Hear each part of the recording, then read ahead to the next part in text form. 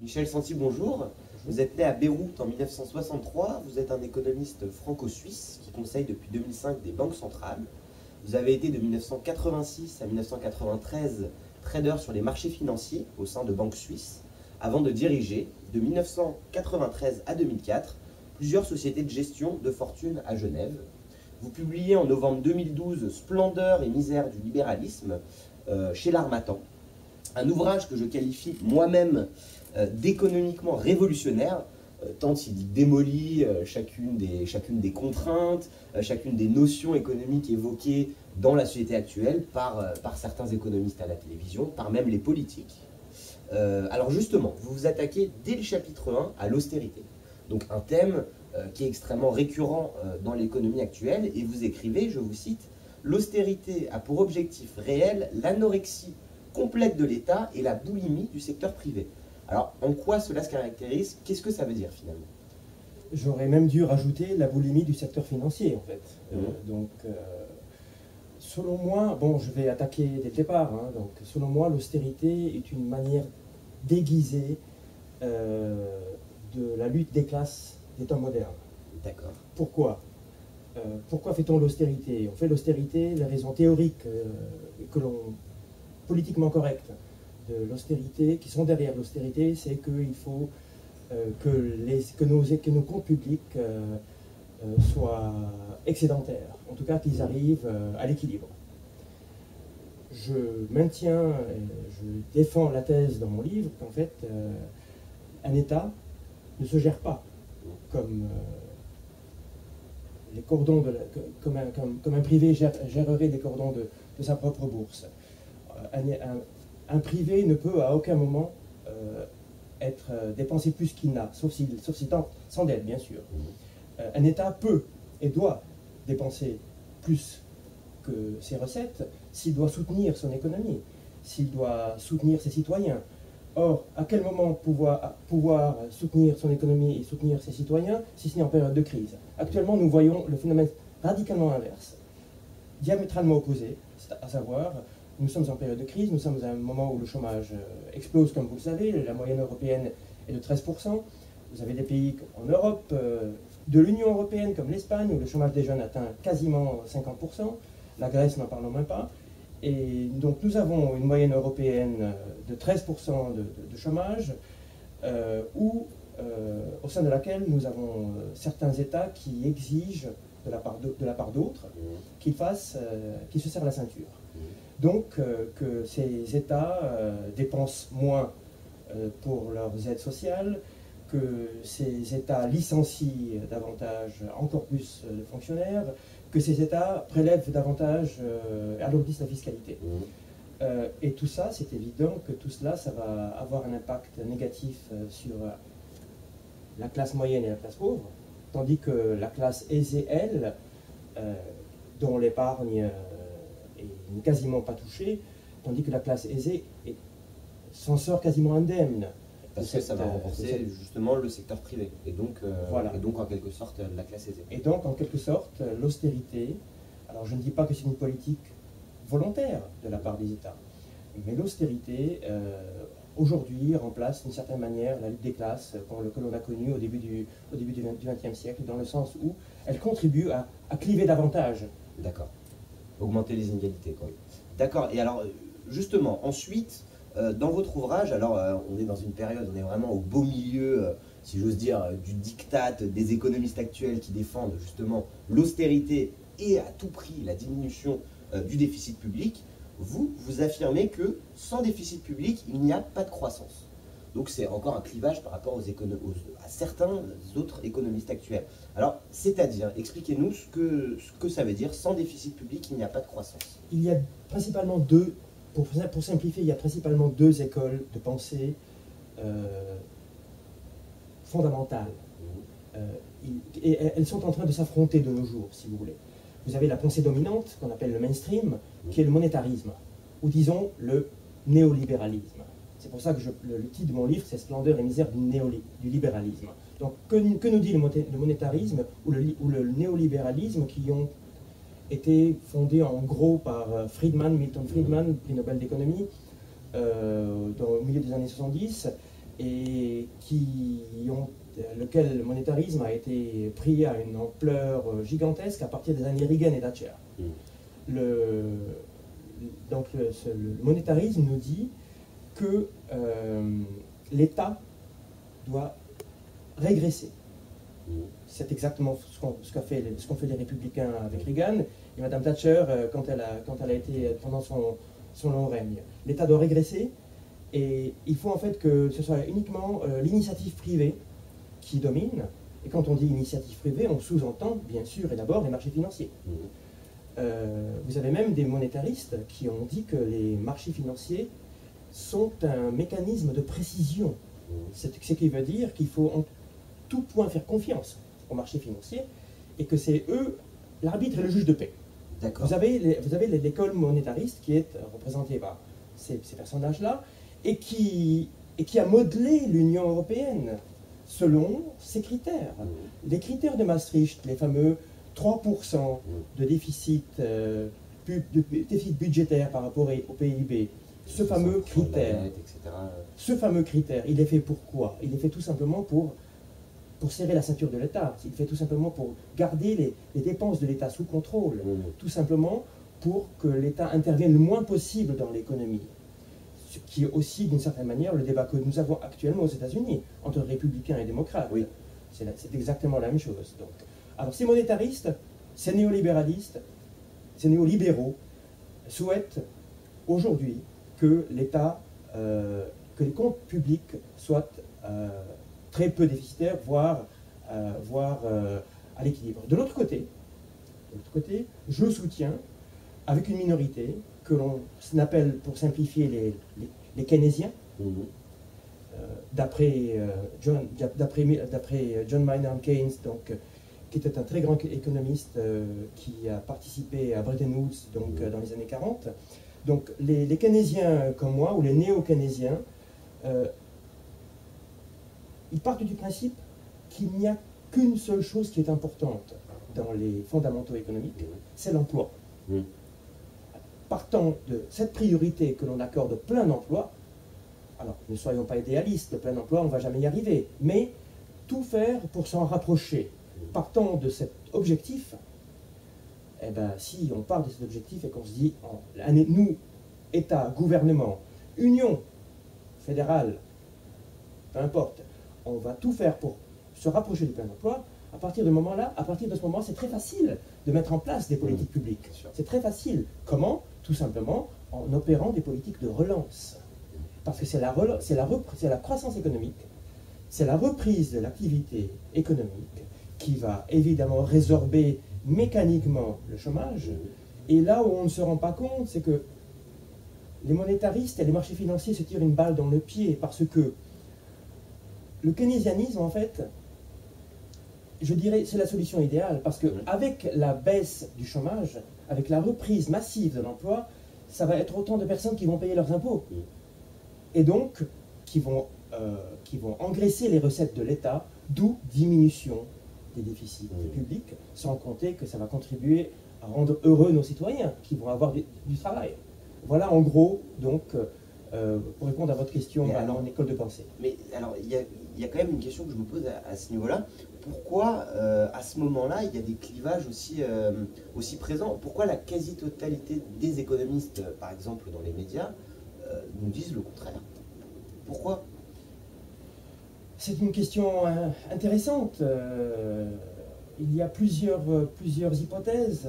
Vous savez, il y a un autre prix Nobel d'économie que j'admire, Paul Krugman, donc, qui tient un blog très régulier et qui, selon lui, c'est une interprétation purement psychologique. Le mainstream persiste dans cette idéologie de la réduction des dépenses publiques, tout simplement pour ne pas reconnaître qu'elle se trompe. C'est son opinion. C'est son opinion. Donc, prenons un autre exemple, l'inflation. Cette même caste d'économistes qui représente l'écrasante majorité aujourd'hui a lutté jusqu'à un passé récent contre les injections de liquidités de la Réserve fédérale américaine, par exemple, pour ne citer qu'elle, contre ce qu'on appelle les baisses de taux quantitatifs, donc en fait la création monétaire, en disant qu'à force de créer mensuellement des sommes comme 60, 80, voire 100 milliards de dollars de nouvelles monnaies, les États-Unis allaient subir une inflation galopante comme le Zimbabwe ou comme l'Allemagne de Weimar. Aujourd'hui, on voit que ce n'est pas le cas. Alors, ces personnages refusent d'admettre leur erreur, tout comme ils refusent d'admettre que leur pensée néolibérale de réduction des déficits publics est erronée. Donc, ils changent de fusil d'épaule. Aujourd'hui, ils disent, comme ils ont eu tort sur l'inflation, aujourd'hui, ils disent la Réserve fédérale américaine ou les banques centrales ne doivent pas intervenir dans l'économie parce que, aujourd'hui, leur cheval de bataille, c'est ça nuit à la stabilité financière. Donc, autrement dit, ça peut faire effondrer les bourses à partir du moment où elles interrompraient leur baisse du taux quantitatif. Mais justement, je trouve que vous allez encore plus loin dans votre ouvrage à l'encontre de ces gens-là, donc qui seraient trompés. Vous écrivez, je vous cite, « Les économistes hyper médiatisés qui hier se complaisaient dans des marchés financiers livrés à eux-mêmes et qui en tiraient des bénéfices juteux se sont convertis en fanatiques de la dépense publique. » Alors Michel Santi, est-ce que vous voulez tout simplement dire que les économistes sont devenus corrompus? Je veux dire que les économistes et les marchés financiers se sont fourvoyés. Bon. Pourquoi, en réalité, pourquoi un pays comme l'Espagne, qui a défrayé de manière dramatique le devant de l'actualité, dont on a même dit qu'il ferait faillite il y a un peu plus d'une année, pourquoi, pour ne citer que l'Espagne, pourquoi est-ce que l'Espagne est dans une telle situation? Si on considère les choses objectivement, avant le déclenchement de la crise, donc jusqu'à 2007, les comptes espagnols étaient excédentaires. Les comptes de l'Espagne étaient en meilleur état que les comptes de l'Allemagne. Seulement, l'Espagne a dû soutenir son secteur bancaire. Le système bancaire espagnol, enfin l'Espagne, possède quelques gros fleurons importants donc, au niveau bancaire qui se sont lancés dans toutes sortes de spéculations, que ce soit la spéculation des subprimes aux États-Unis, que ce soit la spéculation immobilière en Espagne, et ce système bancaire espagnol a vraiment attisé la bulle immobilière en Espagne.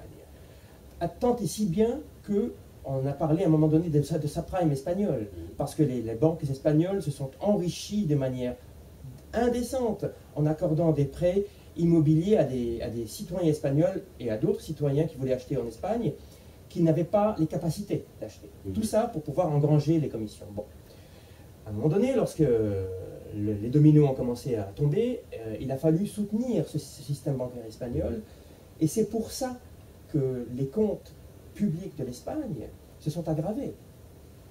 Donc, mon argumentation dans mon livre, et l'argumentation, je veux dire, la réalité, c'est que les comptes publics de certains pays, de la plupart des pays européens, se sont aggravés tout simplement parce que nos pays européens ont puisé dans les trésors publics pour pouvoir sauver les banques. L'ironie du sort, c'est qu'une fois que les banques furent sauvées, les marchés financiers ont tapé à la porte des États pour leur dire « Messieurs, dames, vos comptes sont déficitaires. Maintenant, vous devez faire des économies. » Or, ils ont vite oublié que ces comptes ont été déficitaires uniquement pour sauver les marchés financiers. Situation cocasse, où on demande maintenant aux États de faire des économies, parce qu'il y a des déficits, lesquels déficits ont été creusés pour sauver les marchés financiers. Et une fois de plus, qui fait-on payer pour cela? La classe moyenne, les pauvres, qui n'ont pas les moyens de se défendre, alors que je pars du principe, moi, qu'un État est là pour pouvoir protéger ses citoyens. Oui. Voilà. Pas le contraire, bien sûr. Et alors, bon, donc vous vous en prenez quand même à juste titre aux économistes, à certains économistes, mais également aux agences de notation. Un petit peu plus loin dans votre ouvrage, vous expliquez qu'elles ont finalement totalement échoué dans leur rôle d'arbitre, si j'ose dire, impartial et neutre entre l'acheteur et le vendeur d'un titre. Vous expliquez qu'elles ont complètement échoué. Alors, est-ce que pour vous, il faudrait que les États et les marchés ignorent totalement leurs estimations, puisque leurs estimations sont, entre guillemets, faussées. Donc, est-ce qu'il faudrait totalement ignorer ces estimations? Personnellement, je pense que les agences de notation sont des précieuses ridicules. Donc, c'est mon avis qui n'engage que moi. Elles se sont totalement décrédibilisées avec la crise des subprimes américaines, parce qu'elles ont donné la notation maximale AAA, le fameux AAA, à des titres qu'on a qualifiés quelques mois plus tard, lorsqu'ils ont périclité, on les a qualifiés de zombies, parce qu'on s'est rendu compte qu'ils ne valaient rien, alors que ces titres, alors que ces actifs étaient des actifs pourris, qui ne valaient rien du tout, et que c'est à cause de cette notation AAA que la plupart des investisseurs les ont mis dans leur portefeuille en croyant qu'ils ne risquaient rien, ou à tout le moins pas grand-chose. Donc ça, c'était le début pour moi de la fin des agences de la crédibilité des agences de notation, sachant qu'il y a eu par la suite d'autres scandales qui ont impliqué des patrons ou des directeurs exécutifs d'agences de notation qui ont été complices à tout le moins d'agissements de la part de leurs propres clients, que sont les banques et les sociétés financières. Je veux dire, il y a un conflit d'intérêt manifeste.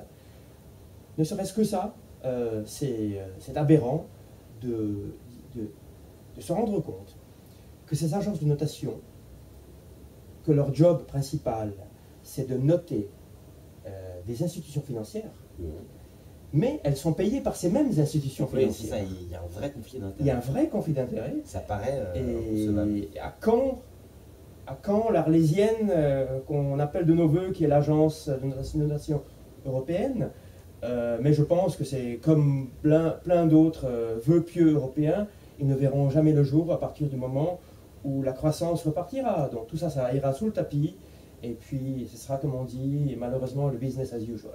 Voilà. D'accord, ok. Et alors, bon, un petit peu plus tard dans votre ouvrage, vous nous expliquez que depuis les années 80, les États doivent juguler leur déficit public simplement parce que les économistes leur disent de le faire, alors que les économistes eux-mêmes sont incapables de l'expliquer. Alors ça paraît à nouveau complètement inconcevable. Alors je vous pose la question, Monsieur Santi, pourquoi en presque 35 ans, en 33 ans, personne n'a dénoncé ce dérèglement avant vous? Ça paraît inimaginable. Bon, c'est pas vrai.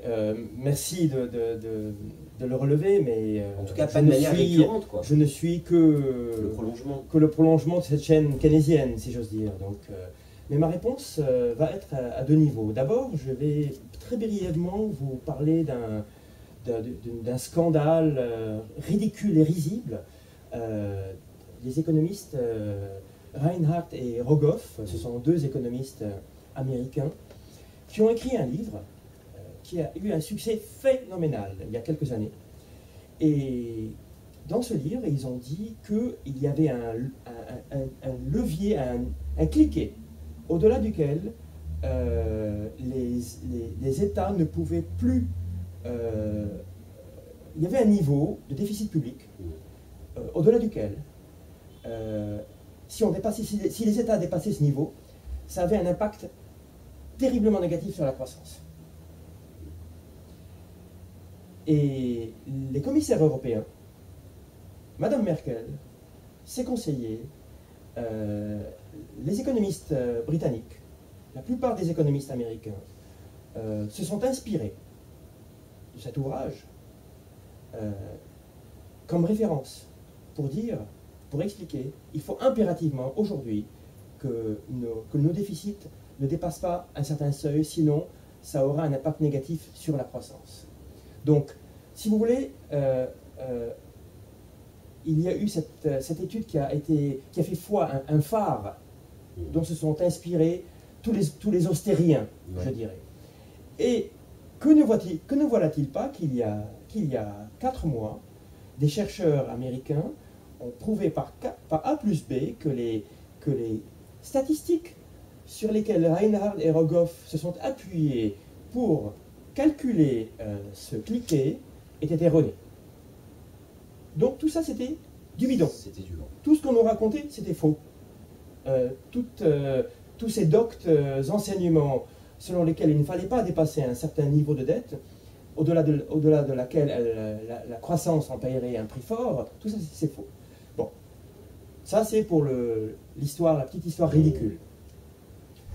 Pour répondre directement à votre question, je pense que la raison principale pour laquelle la plupart des économistes, la plupart des États sont obsédés par leurs dettes,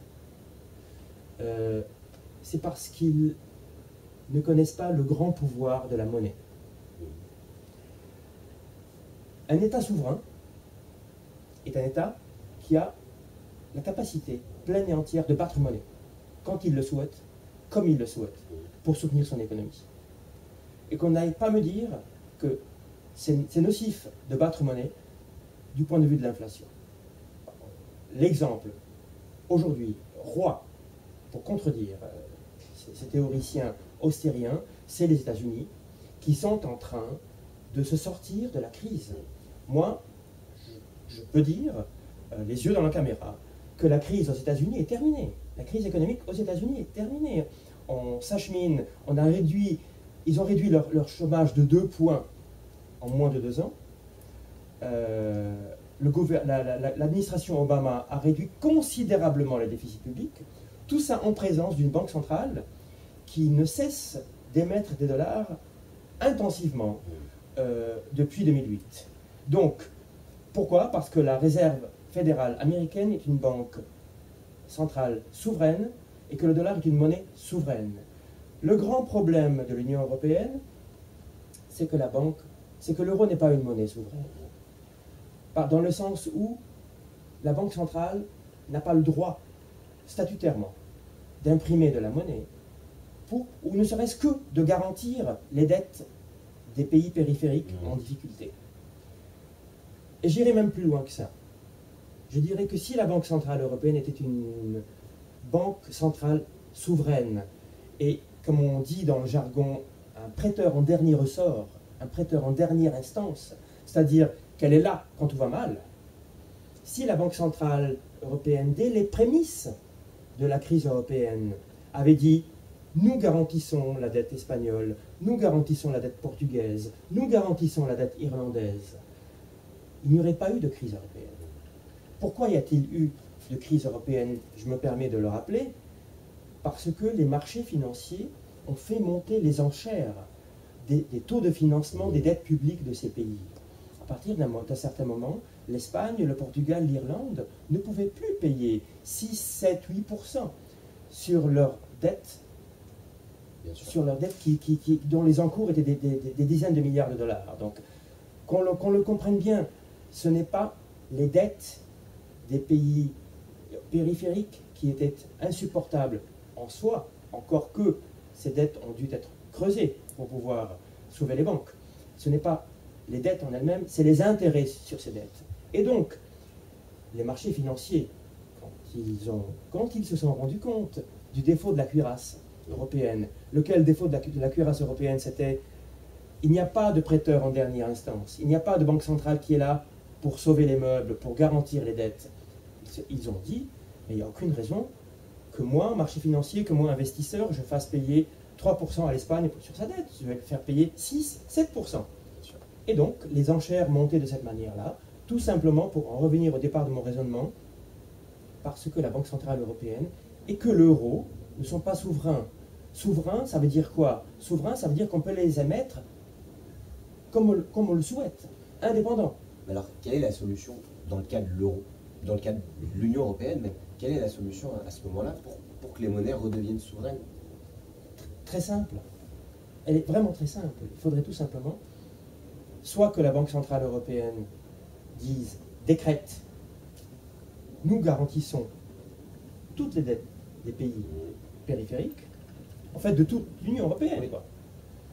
Soit qu'il y ait une institution qui soit spécialement créée à cet effet, qui fasse des transferts de liquidités automatiques d'un pays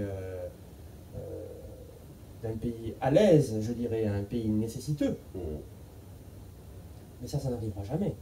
Tant que nous avons des pays comme l'Allemagne, je dirais l'Allemagne, c'est le pays principal d'Europe, tant que nous avons l'Allemagne qui refuse catégoriquement. Parce que ça reviendrait à quoi? Ça reviendrait en fait à ce que les impôts prélevés sur les Allemands aillent partiellement au bénéfice de l'Espagne. C'est ça que ça reviendrait. Et ça, politiquement, c'est impossible. Oui. Alors maintenant, il y a peut-être une lueur d'espoir, ou une fenêtre de tir, c'est les élections en Allemagne en septembre, où c'est chose quasiment faite, Madame Merkel va être réélue, mais paradoxalement, peut-être que c'est ça. Peut-être que c'est de ça que viendrait la lumière, dans le sens où elle n'aurait plus la pression de se faire réélire, et qu'elle pourrait éventuellement s'acheminer vers une solution qui pourrait s'apparenter à, en fait, la mutualisation des dettes. Oui. C'est ça qu'on appelle, c'est ça, en fait. Alors que pour l'instant, vous le dites même dans votre ouvrage, l'Allemagne est vraiment contre. Quoi. Pour l'instant, ils ne veulent pas en entendre parler. À présent, nous avons une monnaie commune, mais c'est du chacun pour soi. Ouais, donc c'est débile. C'est tout ce que... C'est l'Allemagne devant et les autres derrière, absolument. Et alors, justement, il y a une notion essentielle dans votre livre qui revient de manière assez récurrente, c'est vous militez pour le citoyen moyen. Et vous dites quelque chose de très intéressant, vous aimeriez que les citoyens moyens ne soient plus autant dépendants de la croissance, que leur niveau de vie, que leur niveau de salaire aussi, ne soit pas autant dépendant de la croissance, et que finalement ça devienne le fruit d'une redistribution meilleure, une redistribution plus égale. Alors concrètement, comment cela est possible? Comment mettre cela en place? Est-ce que c'est normal que quand l'économie est déprimée à cause du sauvetage des banques, est-ce que c'est normal quand de croissance, on va en décroissance à cause des excès de la finance, que les gens perdent leur emploi? Non. Je pense que c'est injuste. Or, notre crise actuelle, comme je l'ai expliqué tout à l'heure, un peu avant l'entretien, notre crise actuelle, le retour de bâton de la croissance, si vous voulez, notre décroissance, notre perte sérieuse, notre récession, selon moi, selon mon analyse, elle est due parce que nos gouvernements n'ont pas eu d'autre choix, ont été acculés à sauver les banques. Et donc, tout cela, ça a mécaniquement nuit à la confiance des entrepreneurs, à la confiance des consommateurs qui ont consommé moins, donc lesquels entrepreneurs ont embauché moins à leur tour, avec une montée mécanique des taux de chômage. Donc, je pense que dans ce genre de contexte, c'est totalement injustifié de faire en sorte que ce soit le citoyen moyen qui soit toujours le seul à trinquer. Bien sûr. Et donc, il faut trouver d'autres pistes. Oui. Alors, une piste,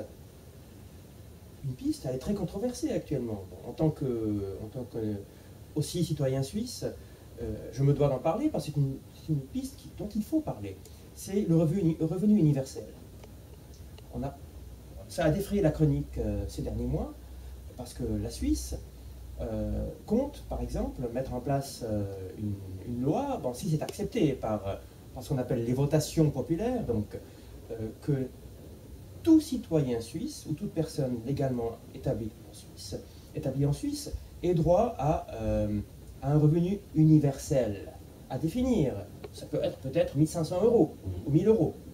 Donc, déjà, si chaque citoyen, qu'il soit au chômage ou qu'il ait un travail, qu'il soit riche ou qu'il soit pauvre, a un revenu universel, ce serait déjà extraordinaire pour pouvoir enlever le stress de tous ces chômeurs de longue durée, de tous ces jeunes, de tous ces seniors qui n'ont plus aucune chance de trouver un travail parce qu'ils sont depuis longtemps au chômage.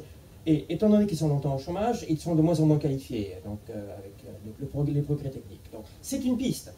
C'est une piste, je dirais. Je ne dis pas que... Bon, c'est d'atteindre les modalités. En attendant, nous avons une piste immédiate à disposition, c'est la fiscalité, la redistribution.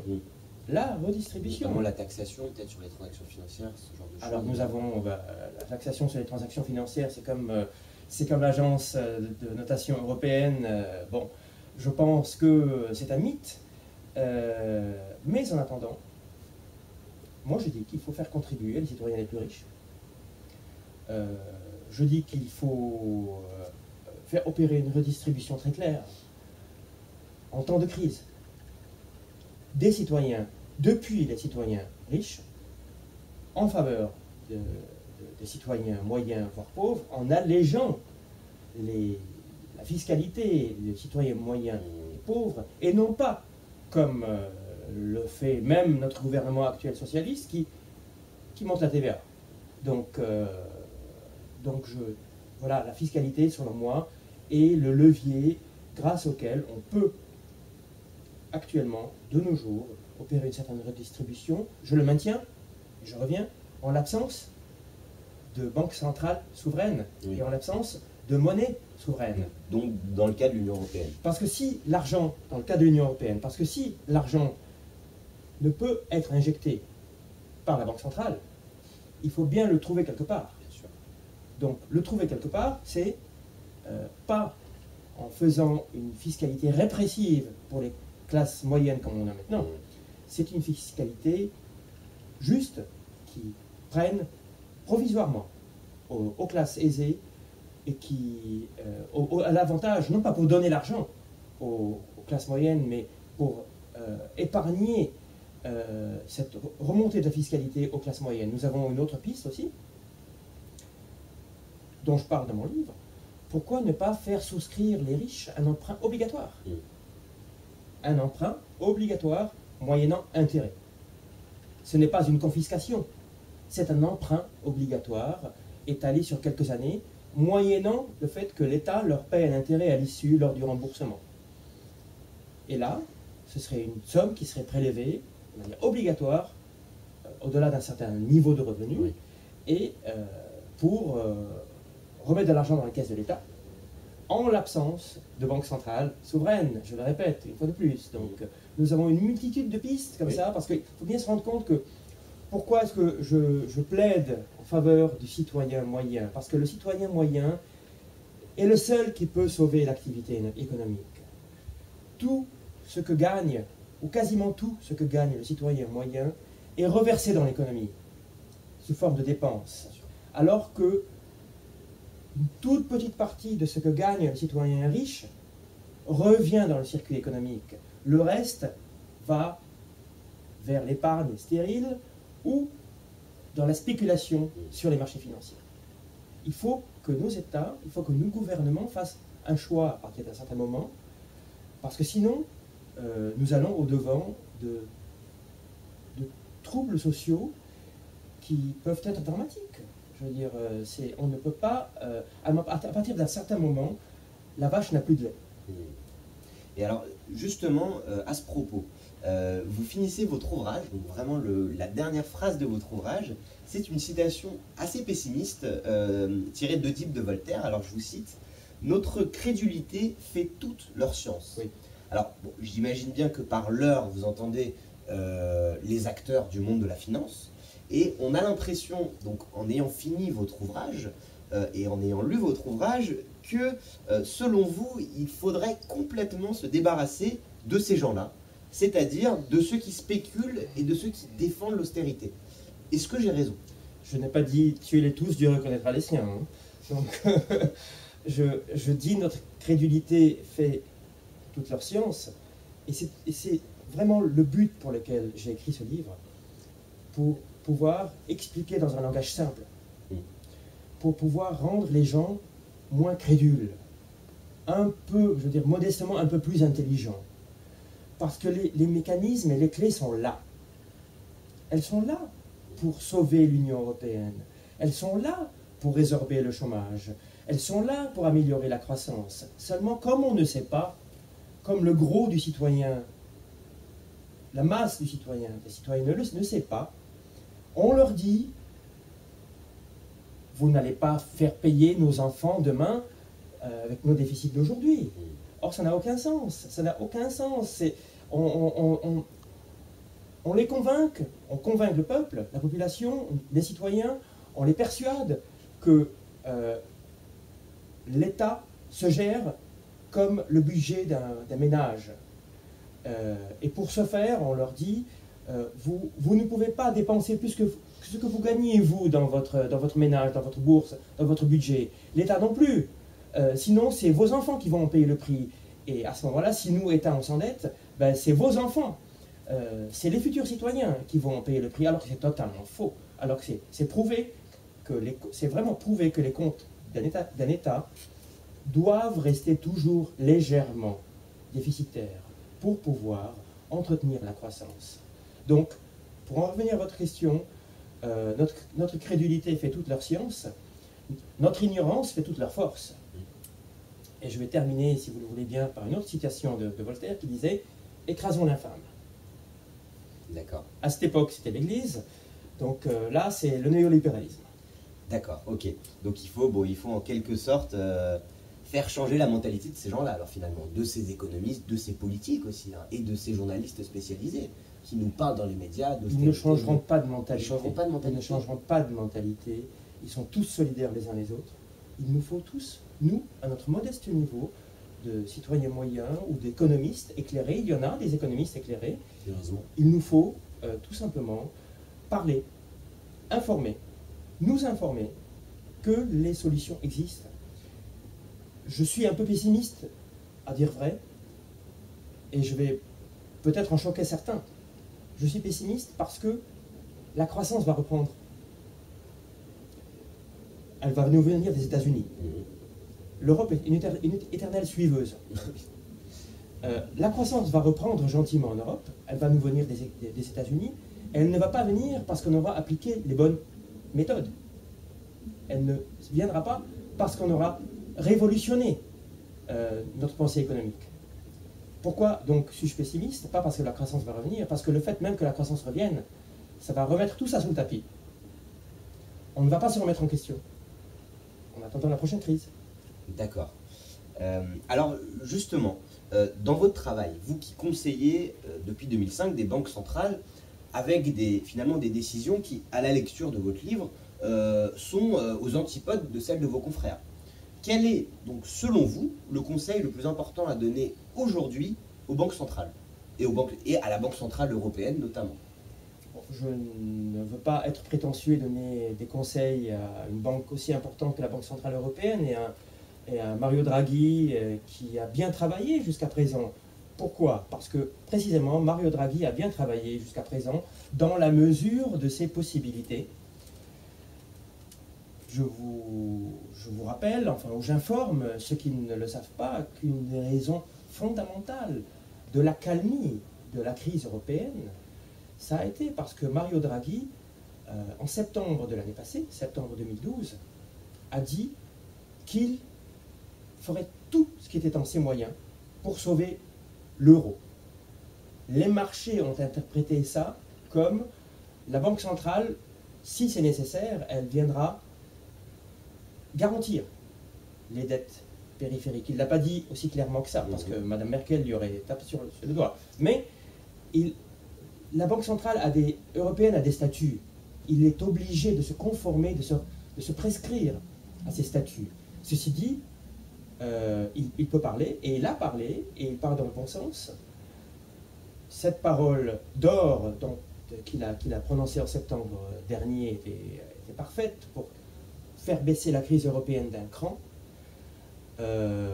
Il a également rassuré énormément les marchés il y a 15 jours, 3 semaines, pour dire que les taux d'intérêt européens resteraient très bas pendant au moins une année.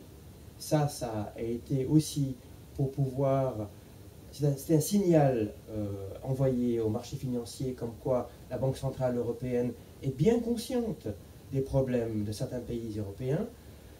Pour répondre directement à votre question, la Banque centrale européenne ne peut rien faire parce que ces statuts ne lui permettent pas d'aller au-delà d'un certain point. Ce qu'il faudrait, c'est que l'Union européenne puisse se changer d'elle-même. Mais ce n'est pas nos commissaires européens technocrates qui vont avoir le cran de nous concocter une Europe moins libérale, moins néolibérale, une Europe plus humaine, parce qu'eux sont enfermés dans leur cabinet ministériel de technocrates. Non, ce qu'il faut, c'est augmenter les pouvoirs du Parlement européen. Il faut que la politique revienne en Europe. Il faut augmenter les pouvoirs du Parlement européen pour que ce soit les parlementaires européens qui, eux, sont en contact direct avec la population, qui aillent dans le sens d'une Europe du citoyen, et non pas une Europe de la finance, et non pas une Europe de la technocratie. Voilà ce qu'il nous faut. Michel Santi, merci beaucoup pour ces réponses enrichissantes Merci à au vous. sujet de votre ouvrage, donc je rappelle, Splendeur et misère du libéralisme, paru chez l'Harmattan en novembre 2012. Et puis quant à nous, on se retrouve très vite sur lelittéraire.com.